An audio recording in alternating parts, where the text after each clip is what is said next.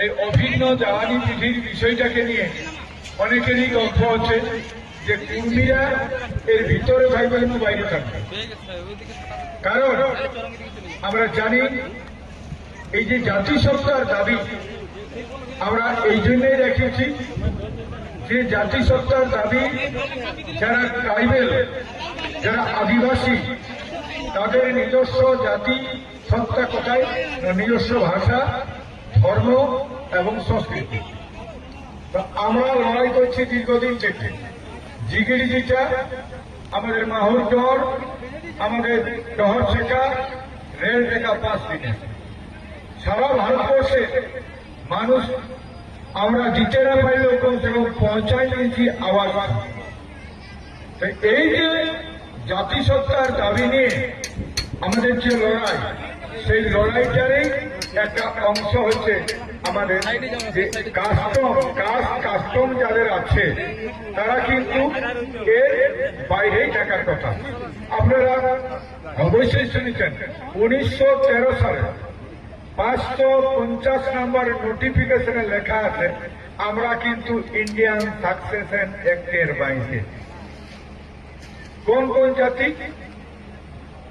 Santhal, Munda, orang, হো, খেড়িয়া, সবর, ঘাসি, গোঁড়, কাম, কারুয়া, কুর্মী, মাল, সাঁওতাল, এই 13টা জাতি কিন্তু এর বাইরে ইন্ডিয়ান সাকসেশন অ্যাক্ট এদের বিচার করতে পারে নাই। 1865-এ 1865 সালে এই আইনটা তৈরি হয়। এখন কথা হচ্ছে এই বিষয়টা সম্পর্কে আমাদেরও সম্যক ধারণা নাই। যারা আমরা রাজনীতি করি, টোটাল 34-35 বছরের বাম সরকার চলে গেছে, এরা আমাদের 15 বছর চলে গেল এবং এই সরকার আসছে।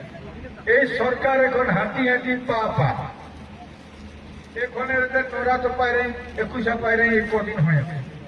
এদের কাছে আমরা বিশেষ প্রত্যাশা করি নাই, তবে বলে দিব আমাদের বিষয়টাকে আপনি ভালো করে দেখুন। আজকে আমি নিজে আমাদের মাননীয় মুখ্যমন্ত্রী, তার সঙ্গে ভালো আলাপ আছে, তাকে আমি চিঠি দিয়েছি, মানে আমাদের অনলাইন। সেই চিঠি দেওয়ার পর সঙ্গে সঙ্গে কিন্তু উত্তর দিতে ভুলে না।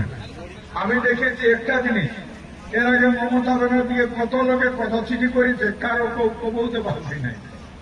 আর আমাদের শুভেন্দু অধিকারী সঙ্গে সঙ্গে দরকারে নেই বেশি সময় নেই, ও সঙ্গে সঙ্গে উত্তর দিতে বলে ডোন্ট ওরি, চিন্তা করিবেন না।